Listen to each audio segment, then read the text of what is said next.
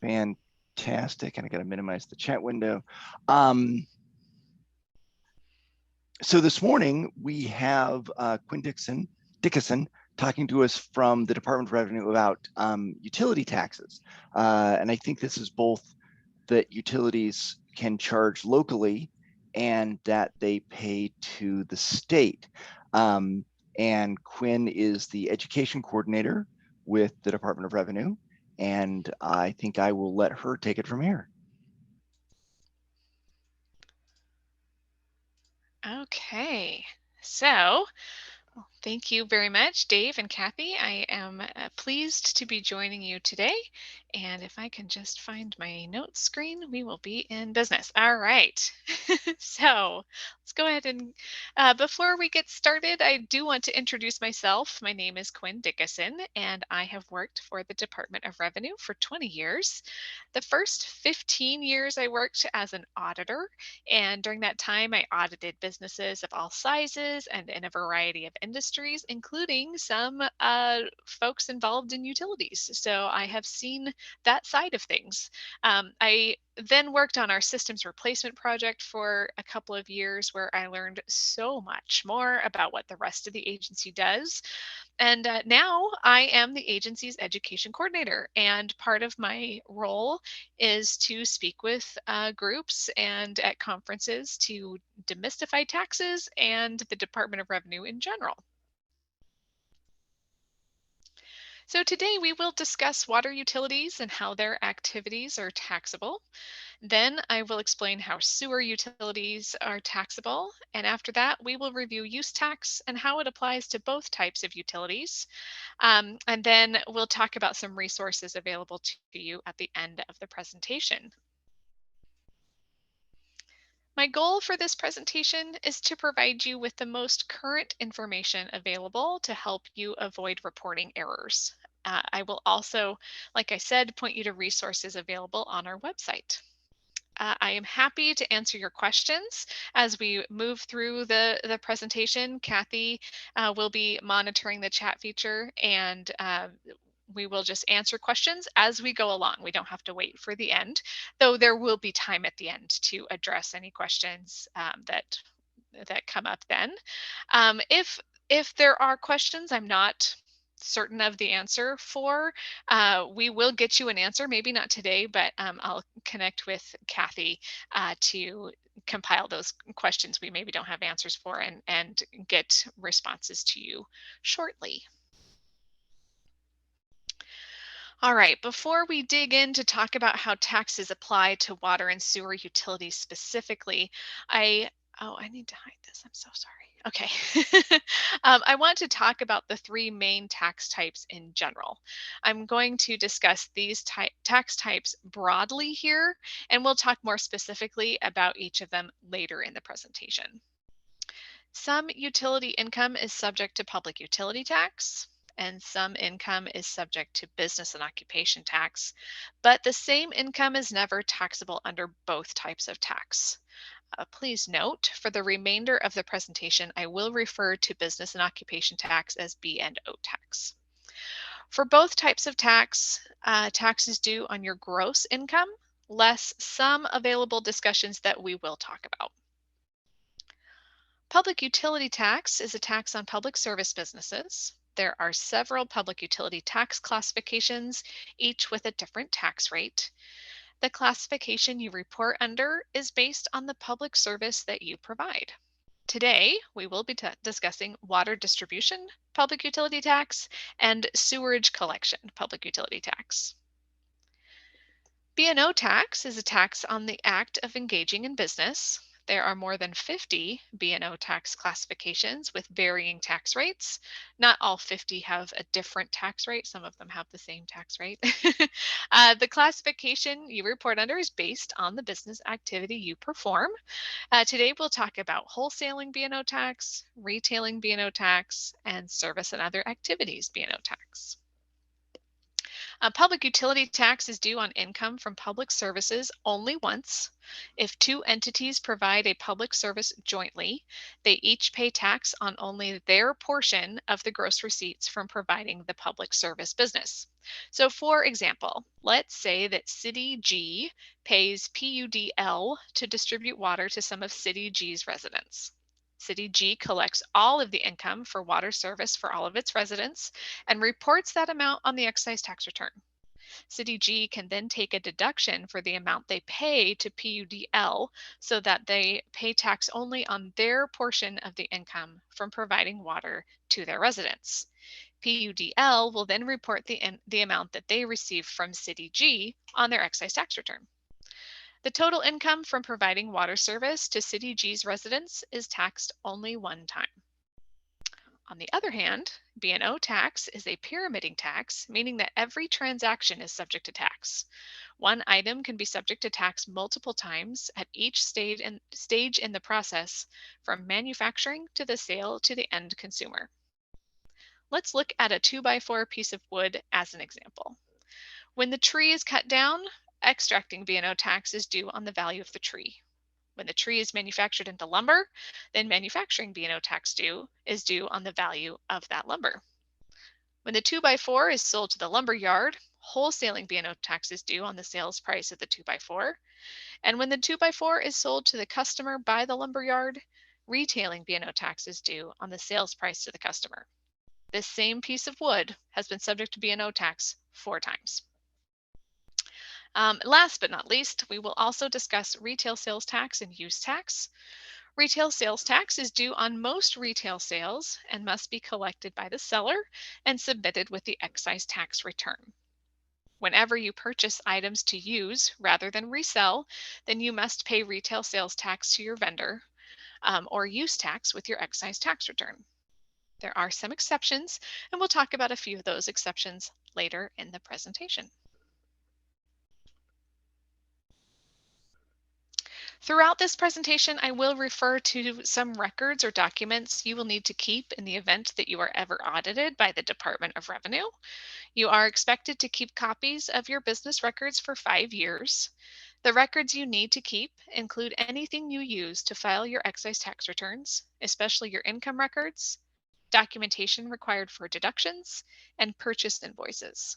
These records can be kept electronically if you prefer, including scanned copies of documents, or you can keep them on paper too, whatever works best for you.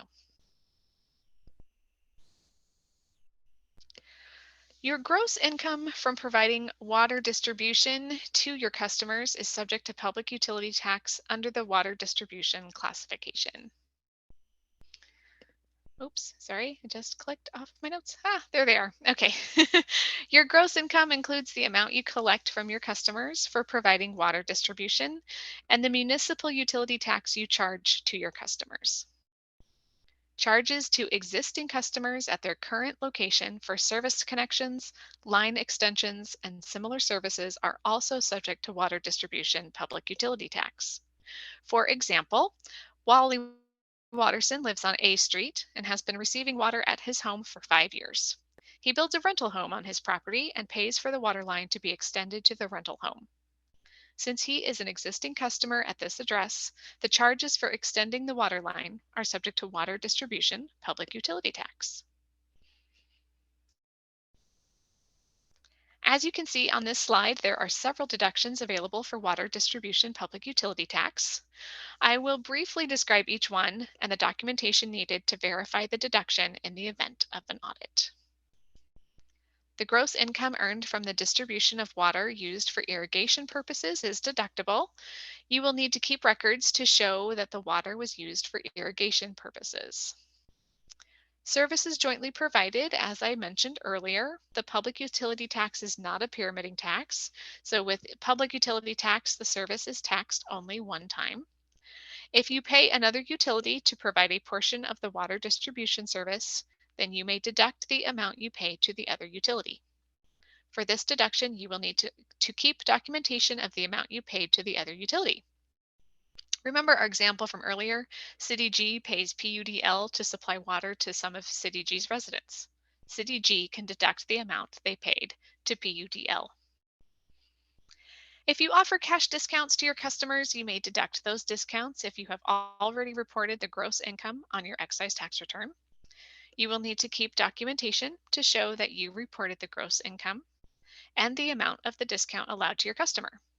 As an example, let's say you offer your customers a discount if they pay their bills early.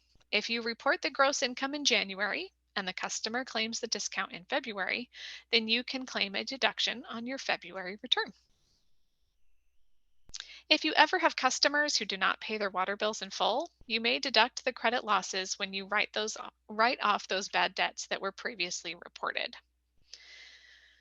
You will need to keep records to show that the income was reported and then when the debt was written off. For example, Holly Hydro forgets to pay her last water bill for March. You try to contact her for payment, but you aren't able to reach her. After 6 months, you determine that you are unlikely to receive payment from Holly, so you write off the debt in September.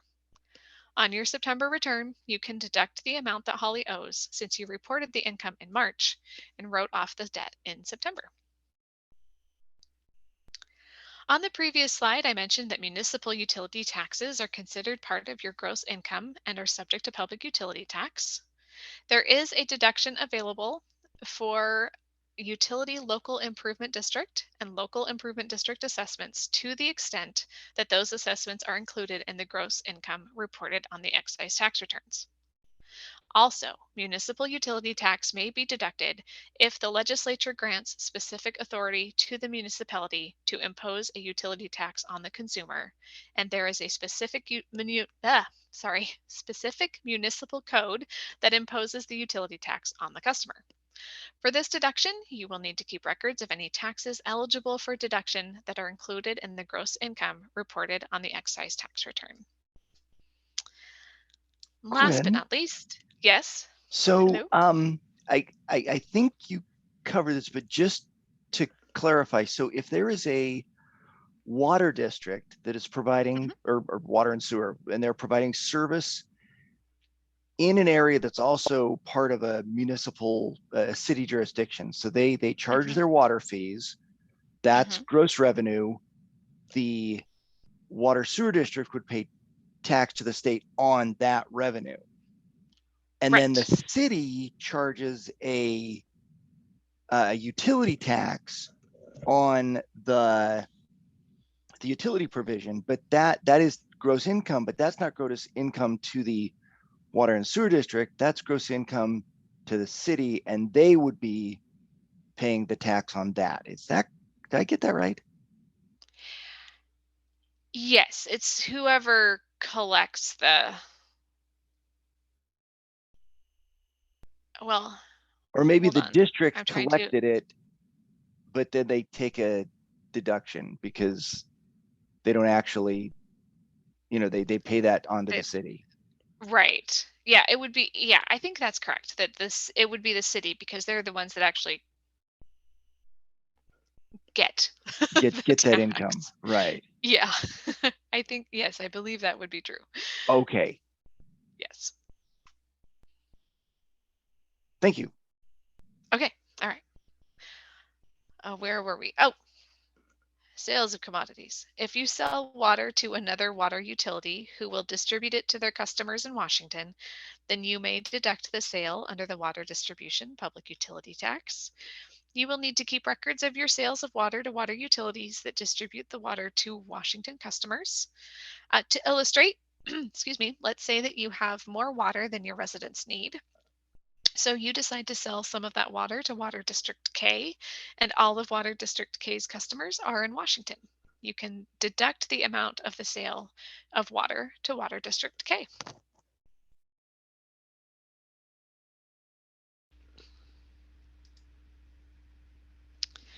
All right, your gross income from interest and penalties charged to all customers, both existing customers and new customers, is subject to service and other activities B&O tax. Charges to new customers for service connections, line extensions, and similar services are subject to service and other activities B&O tax. A new customer is a customer who has not received utility service at the location. If you have a customer who receives service at a different location and then becomes a customer at a new location, They are considered a new customer for that new location. Remember Wally Watterson? Well, recently, Wally bought a new property on D Street and paid for a new connection for that property. Since Wally has not received water at this property before, he is considered a new customer for this address, even though he is a current customer of the water utility. The charges for the new connection on D Street are subject to service and other activities B&O tax because he's a new customer. The service and other activities B&O tax is two rates. The rate you pay is based on your total income subject to service and other activities B&O tax in the previous year. If you had more than $1 million of taxable income under the service and other activities tax classification in the previous year, then you pay at the higher rate of 1.75%. If you had less than $1 million of taxable income under the service and other activities classification in the previous year, then you pay the lower rate of 1.5%.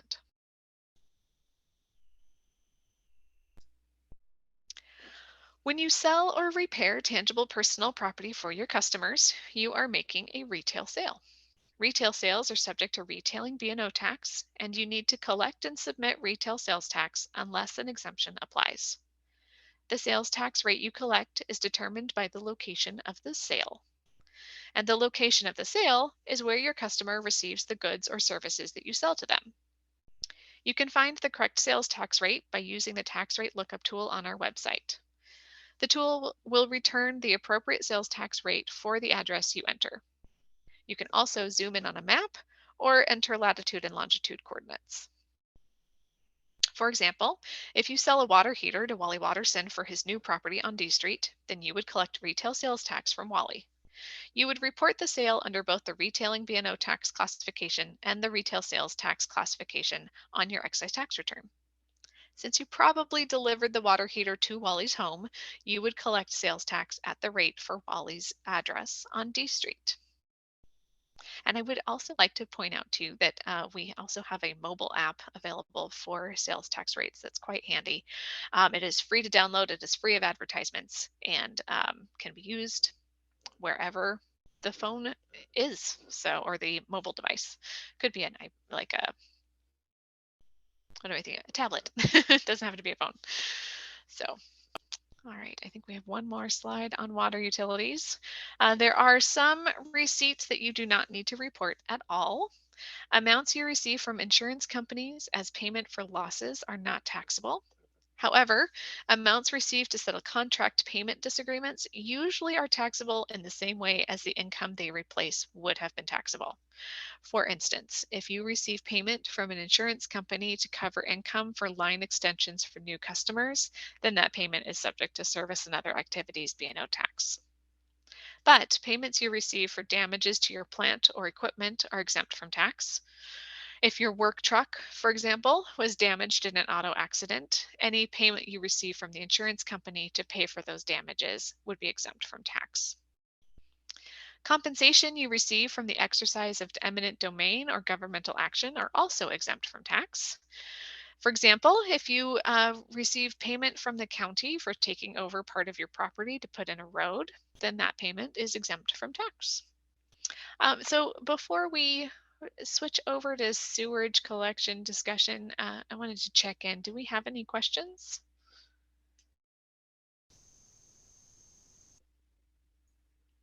I haven't seen any in the chat. Does anybody want to take themselves off of mute and ask a question?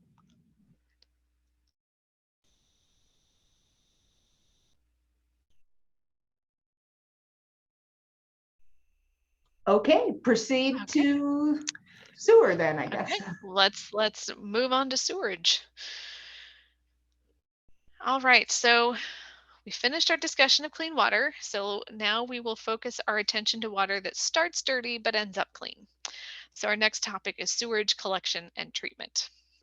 Sewage collection and sewage treatment are taxed differently. Sewage collection is the activity of accepting sewage to be deposited into a system of sewers, drains, and pipes to a common point or points for transfer to treatment or disposal. Sewage collection includes only the portion of a sewer system where collection occurs. It ends where the sewage exits the lateral sewers into a sewer system. Gross income from sewerage collection is subject to sewerage collection public utility tax. Only income from collecting sewerage is reported under the sewerage collection public utility tax. You should not include income from late charges, penalties, or pre-connection charges. There are two methods to determine gross income from sewerage collection. The first method uses itemized customer billings. If customer billings are itemized to show the actual charge for collection versus treatment of sewage, then this charges for sewerage collection is the amount reported for public utility tax. The second method uses a cost of doing business formula to determine the amount of income subject to sewerage collection public utility tax. This method is used if any of the following is true. If the customer billings are not itemized to show the actual charge for collection versus treatment of sewerage, or if the itemized charges are less than the actual cost of providing the collection service, or if the collection services are provided jointly with other related sewer services. The cost of doing business formula calculates the previous year's costs to uses the previous year's costs to calculate the income factor. The previous year's sewerage collection costs are divided by the previous year's sewer service costs in total to arrive at the income factor. That factor is multiplied by the gross billing income to determine the amount subject to sewerage collection public utility tax. At the end of the year, you must reconcile the amounts reported using the actual costs for the current year. For example, if last year the costs for sewerage collection were $60,000 and the total sewer service costs were $100,000, then the income factor would be 0.6. This factor would be multiplied by the total gross billing income each period to calculate the amount of income that should be reported under the sewerage collection public utility tax classification on that period's return. At the end of the year, you must calculate the actual costs for sewage collection for the year with the total actual costs for sewer service. If the income factor is different, then you would need to adjust the amount you reported.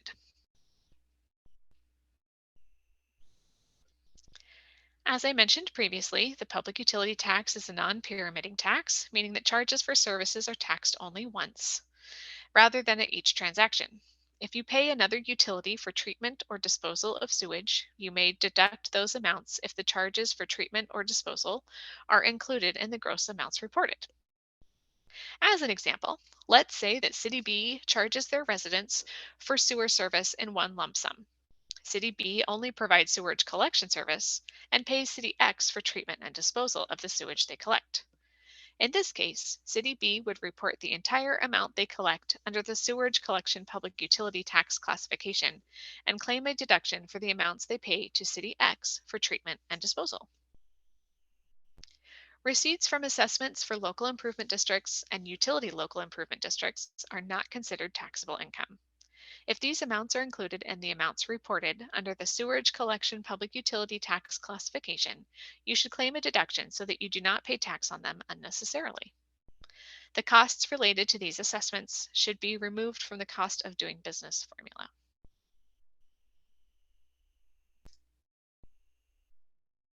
Income from sewage treatment is subject to service and other activities B&O tax, so treatment instead of collection. Sewage treatment activity begins at the point where the sewage leaves the lateral sewer to be transferred for treatment or disposal. In addition to sewage treatment income, late payment charges, interest charges, and pre-connection services are also subject to tax under the service and other activities classification. You must use the same method to determine your sewage treatment income as you use to determine your sewerage collection income. If you use itemized customer billings to determine the amount of income subject to the sewerage collection public utility tax, then you must also use itemized customer billings to determine the amount of gross sewage treatment subject. Sorry, I lost my place. Where's the beginning of my sentence? This is a long one. So if you use itemized customer billings to determine the amount of income subject to the sewerage collection public utility tax, then you must also use itemized customer billings to determine the amount of gross sewage treatment income subject to service and other activities B&O tax. If you use the cost of doing business formula to determine the amount of gross income subject to sewage collection public utility tax, then you must use this method to determine your gross sewage treatment income subject to service and other activities B&O tax. You will need to reconcile the actual costs at the end of the year, just as you would with sewage collection. Regardless of which method you use to determine your gross income from sewage treatment, you must also include the total of any late charges, interest charges, or pre-connection fees that you charge to your customers. Going back to our example, we determined that the income factor for sewage collection is 0.6% or is 0.6, so the income factor for sewage treatment would be 0.4. At the end of the year, you must calculate the actual costs for sewage treatment for the year with the actual costs for sewer service. And if the income factor is different, you would need to adjust it.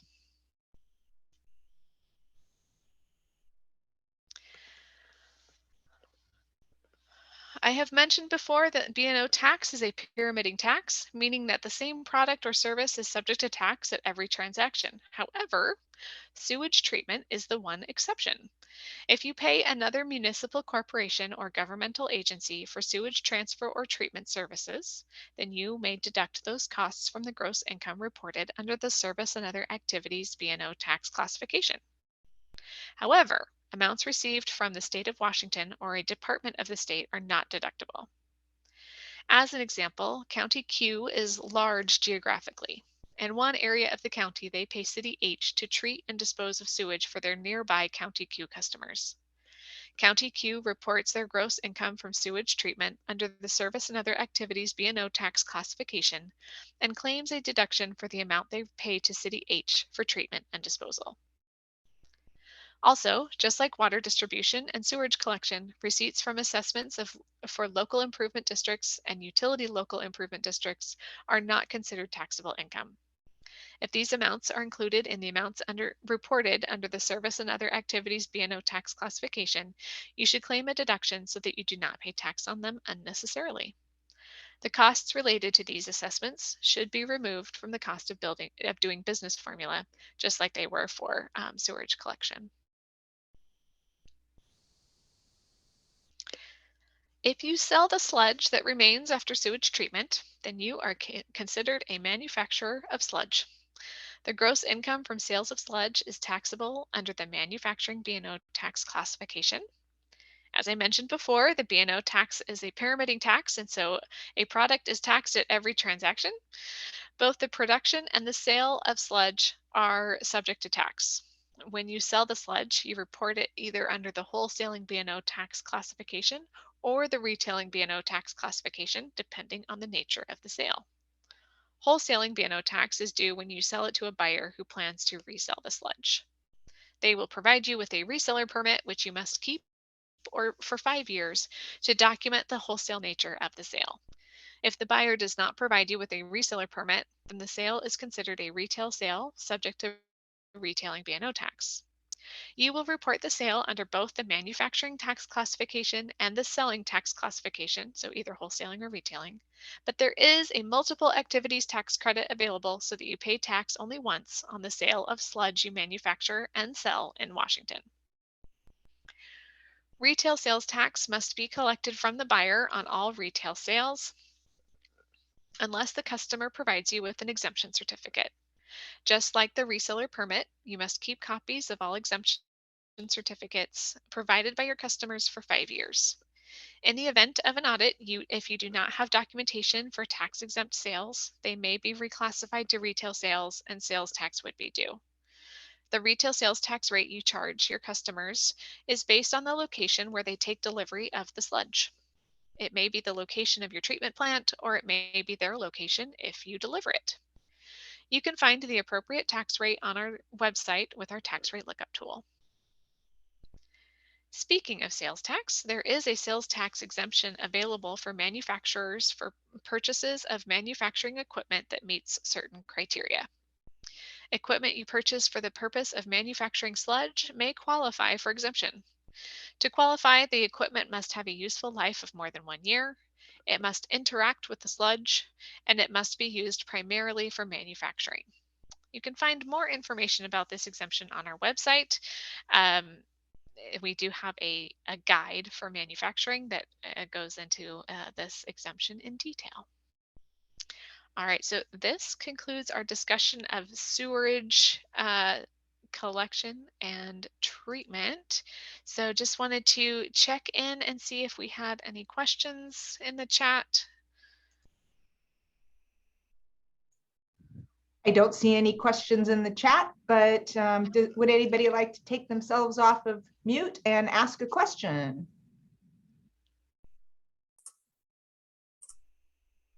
Hi, this is Bernita with Douglas County Sewer District. I have a question about the collection system. If you would clarify for me, I think you said that it was considered collection until it got to, say, a major interceptor.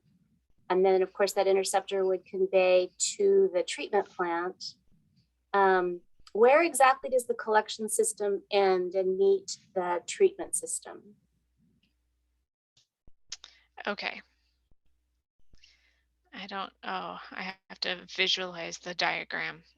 Sorry. So let me, oops, wrong thing, sorry. So it has to do with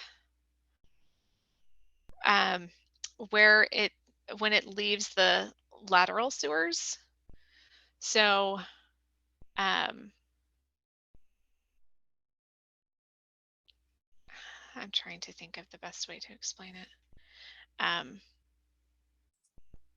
Yeah, so when it exits the lateral sewers and joins the rest of the system.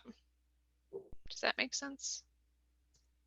Do you mean, so I think we think of maybe the lateral sewers as being maybe smaller pipes that might lead to a larger pipe, and the larger pipe is maybe what goes to the treatment plant. Is that larger pipe part of the collection system still? I believe that the larger pipe would be part of the treatment portion. My understanding of it has been, and I might be wrong here, but my understanding has been that like once it gets like the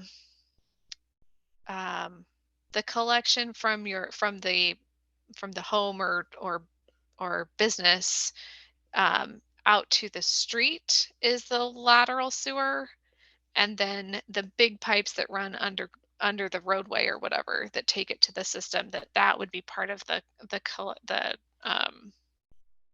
treatment. Does that sound right? It doesn't. Well, I don't know about for tax structure. For the purposes of a sewer system, all those pipes are part of the collection system, which deliver to the treatment plant. So right. So is the difference here that the laterals you're talking about were on private property and then they go on to public property? Is that important? I don't think that's part of the, okay. I don't believe that's part of the that's the distinction necessarily. But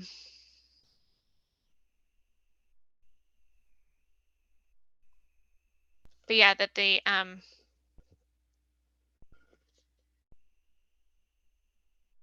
so maybe Jill's question that's here might make a little bit of this a moot point. I'm not sure. So Jill Thompson asks, how do rates differ for sewer collection versus sewage treatment? We charge one rate for both, and I don't think we separate the costs out. Do we need to do this so we can apply different rates? And then Bernita added in, collection rates are higher than treatment rates for her district. Oh, you mean the rates that they charge their customers? Bernita, you want to clarify your statement? Sure. It's actually the rate back to the Department of Revenue. So the split between the public utility rate which is what we pay the collection rate to the Department of Revenue, versus the services, which is the treatment, and the rate for public utilities is higher for us than the other rate. So if we have projects out in the collection system, you know, and if we count those costs and all the expenses, and so our rates can vary wildly from year to year depending on what kind of projects we have. If we have treatment related projects, then our rates will go down for the following year. If we have a lot of collection system projects, then our rates can go up. So it's a definitely changes, has a wide variety when you budget, and but that's been our experience with those. But we have always pretty much the collection system is everything that gets the sewer to the plant, and then once it hits the plant, that's been treatment, and that's how we have always treated it. So I wanted to clarify that because I thought I understood that you said something a little bit different, which would certainly impact how we pay Department of Revenue. Right.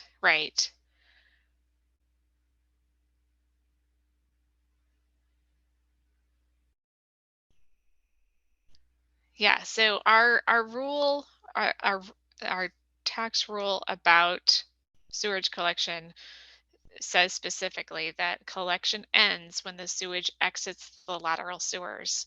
So so yeah, once it gets out of the lateral sewer to the interceptors, that's where collection ends and treatment begins. You don't happen to have a definition of lateral and collector that you guys use, do you? Oh,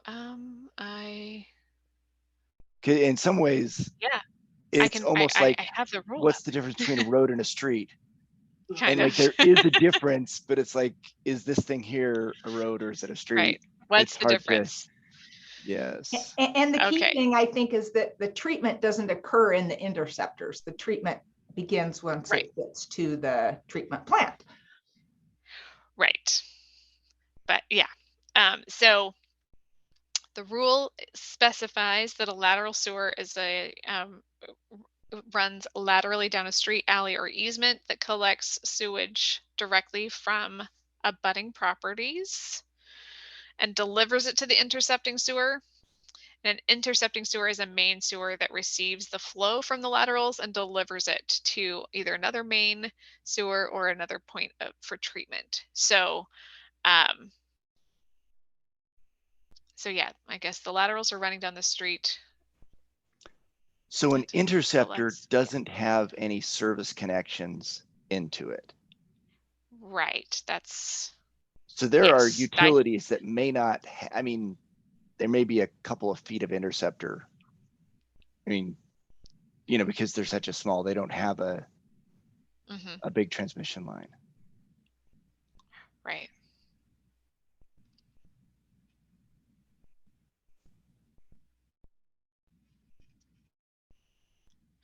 So clear as mud. So yeah, so how we treat it is, yeah, anything that's in the lateral sewer is collection, and once it leaves that lateral sewer to an interceptor, that's where treatment begins. Or I guess that's where collection ends. So, and I would say maybe there's just a little confusion because, as I mentioned, all that would be considered collection system in I think in most of our minds. And so, like when Bernita was talking about work varies every year on their collection system, I believe, Bernita, you're grouping both your laterals and your interceptor into your collection system. That's and correct. It might be difficult to, well, now that you know this definition, you could break it out, but it's kind of it isn't a normal distinction that you would make. That's correct. Although based on the tax rates, it certainly would be something that we would want to do. I guess what I would hope for as a result of this is to get something that something in writing or a document or kind of what your reference is for those explanations of, lateral, interceptor, whether there's laterals into the interceptor. That would be helpful if you were able to provide something like that. That would be great. Yes, I can do that right now. Thank you.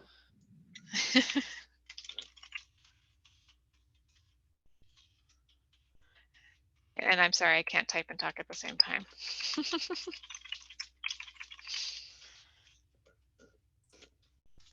All right. I just sent out a link to our rule about sewage collection and treatment, and it has a diagram and the whole bit, and explains that our definition of lateral and intercepting and what's collection and what's not. So hopefully that'll help clear things up a little bit. Yeah, sounds thanks, like Quinn. the rule needs to be updated. That might be true. And I do recommend that, in fact, let me go see if I can find it. Oh, where would it be?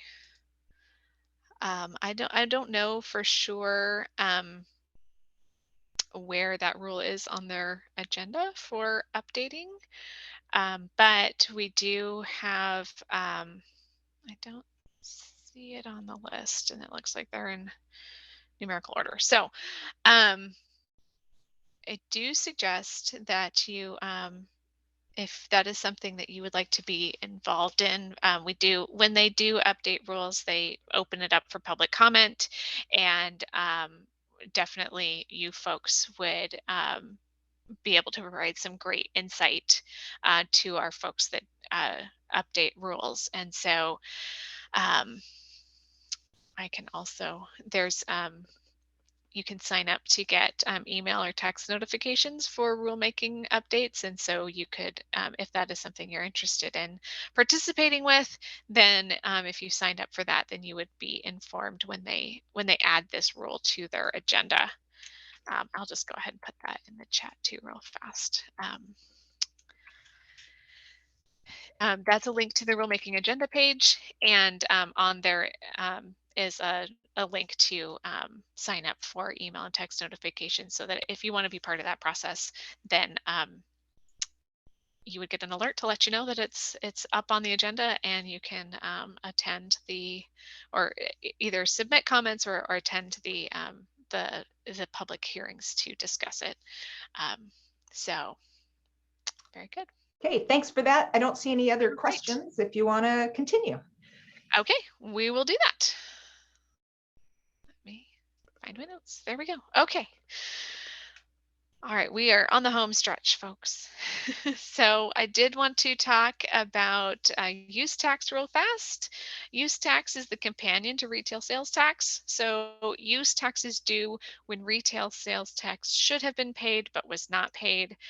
For instance, if you purchase items online from an out-of-state vendor who does not charge retail sales tax, then use tax is due when you use that item in Washington. Use tax is reported on your excise tax return. The tax rate is the same as the sales tax rate for the location where the item is used. You can use the tax rate lookup tool on our website to find out the appropriate tax rate to report. The amount subject to tax is the total purchase price of the item, including any charges for delivery or installation.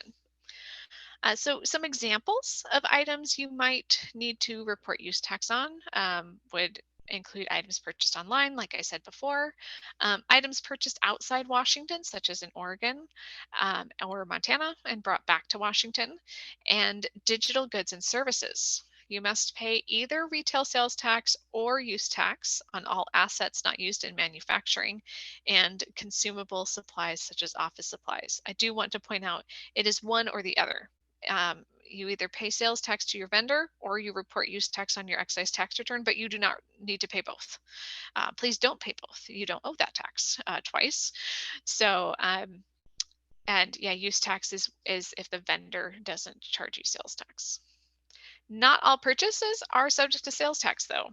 As I mentioned, or sales tax or use tax. As I mentioned before, machinery and equipment used in manufacturing may be eligible for a sales and use tax exemption, or purchases of chlorine used to purify water are also exempt from sales and use tax. And so, I did want to let you know we do have some great resources on our website. Like I mentioned, we do have some industry guides. There is one specific to manufacturing, and there's some information about public utility taxes specifically on our website. Uh, we do offer through our website an online chat option. So if you have questions, you can send them to us via online chat. That is available Monday through Friday, 8 to 5, except most Wednesdays, the chat is turned off from 8 to 9 a.m. For training purposes. So, but that is a great option for some general questions. If you have questions that are related specifically to your account, or you have if you need questions answered about so your confidential information, we can't do that over chat because we don't have a way to verify your identity via chat at this time. So in that case, you would need to call our telephone information center, and that number is there on your screen. It's also listed on our website. If you don't have this, and these slides have been made available. I'm not quite sure how they're getting out to you all, or if it's something you can just click and download. I don't remember, but they are available. And then I also put on here, this is different than what's on the PDF version of the slides. I put in here the email address to request a binding tax ruling. So if you have any questions that you're just not sure of, and you want that response in writing, this is the place to go. DOR rulings at dor.wa.gov. Send in your question and you will get a response usually within 10 business days. Or there's also a form available on our website that you could fill out, and it goes to the same place to get a binding ruling. The slide deck that you'll get to take a look at has my contact information, and while I don't mind sharing that with you, I am going to be transitioning to a new role at Department of Revenue, so I will not be answering questions like this for too much longer. So I wanted to provide you guys with the general email address. Not that I won't answer your questions if you send them in. It just might take me a little longer. So anyway, with that, this is the Looks end like of Quinn, the line. we do have another question. So you had mentioned that Okay, chlorine that's used to in water treatment isn't taxable. What about chlorine used in a municipal pool? That would be subject to sales or use tax, I believe, because it's being used. It's not being that water isn't being resold, so that's the difference there. Okay. Thanks. So chlorine used to purify water, or clean water for drinking purposes. Since the water is being resold, technically, that's why that would be exempt from sales tax. But how about chlorine used to treated wastewater? Oh, well, I would anticipate that would be exempt as well. Okay. But so Quinn, don't quote me on that. I'd have to look that up. Yes. Looking at the rulemaking agenda page that you provided the link for, it doesn't look like WAC 258-2151 that deals with sewerage collection is up for revision in the near future. So maybe just offline, I'll coordinate with you how we can engage with that process when it becomes a process.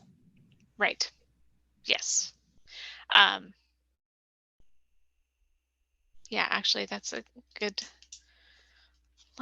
I will make a note to chat with the folks who do the rulemaking, and make sure that you all are part of their list. So.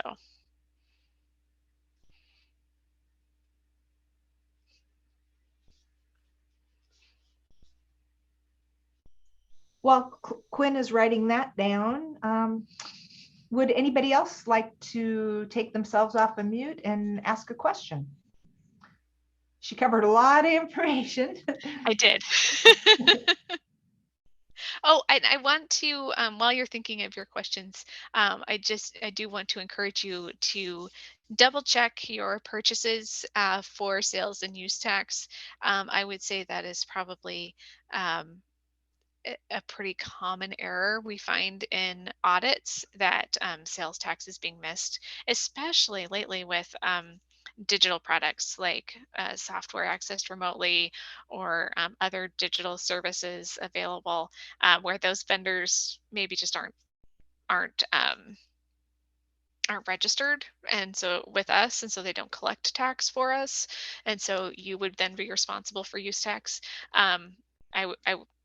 I would hate for you to have a use tax bill for an audit. So I do encourage you to take a look at that from time to time. Just make sure that your vendors are charging you tax, and if they're not, report use tax if it's a taxable item.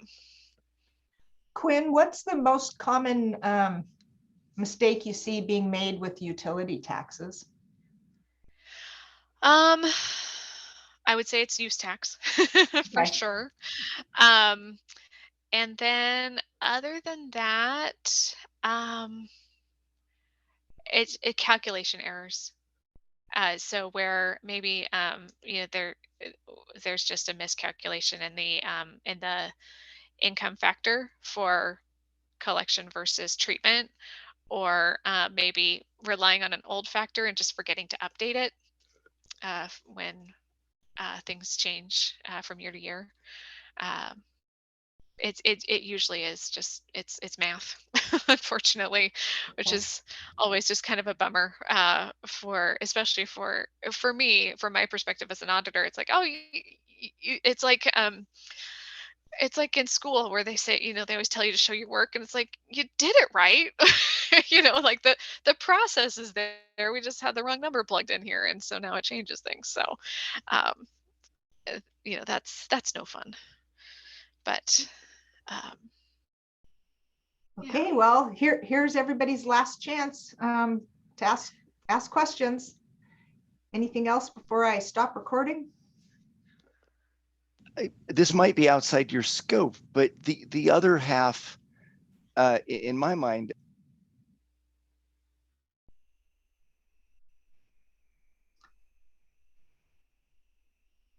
Hello? We lost you, Dave. I'm sorry, that's very strange. So local jurisdictions can also collect the utility tax, and that usually goes to fund general government services in some way. Are there mistakes or guidelines or advice you could give on how to structure that? Are there certain limitations that people should be aware of? I can't speak to local municipal utility taxes. I'm just not familiar with how those might be structured. So no, I'm sorry. Okay. Yeah. Oh, and the game code. Thank you. Oh, gotta have the game code. Oh, I'm glad that you know what that means, because I was I was confused. we have a game going on the Okay. conference platform. Gotcha. All right. Well, I'm going to stop recording. Okay. And I will stop